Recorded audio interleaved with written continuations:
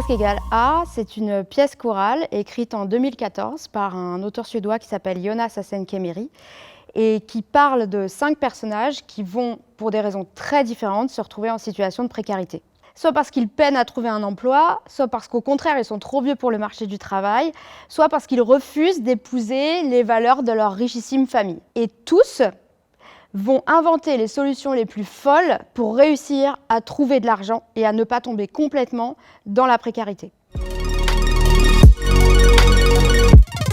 Alors j'ai eu l'idée du projet parce qu'au début de ma trentaine, j'ai commencé à me rendre compte que dans ma bande d'amis, on n'avait pas tous le même salaire. On avait passé la vingtaine, on avait fini de manger du surimi et de se contenter d'un matelas pour dormir sur le sol. On avait tous des boulots, on rentrait tous dans la vie active et je me suis rendu compte qu'en fait, dans ma bande d'amis, on allait tous appartenir à une classe sociale différente. Et là, je me suis dit que j'avais envie de monter une pièce qui parlait de ça, l'argent, qui est plutôt un sujet tabou, et que j'avais aussi envie d'y réfléchir avec le public.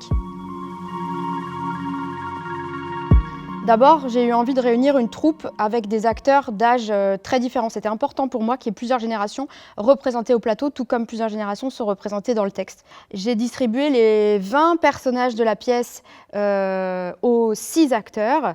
Ensuite, le décor a commencé à prendre une place très importante à partir du moment où il est arrivé. Pourquoi? Parce que c'est un décor complètement doré, en fait, avec des accessoires qui rappellent un peu l'univers du cirque, des paillettes, des modules, en fait, qui représentent pas moins de 20 lieux différents qui sont évoqués dans la pièce, mais de façon onirique, pas du tout réaliste.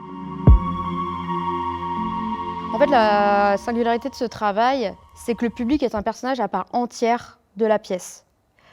On est tout le temps en train de leur parler, on est tout le temps en train de les prendre à témoin, on leur demande même leur avis, même on leur propose de gagner de l'argent. Ah oui, on leur propose 50 € carrément. La particularité de la pièce Presque égale A, comme la plupart des romans et des pièces de Jonas Hassen Kemeri, c'est qu'on peut l'interpréter de plusieurs façons différentes parce que précisément, tous les personnages sont de mauvaise foi.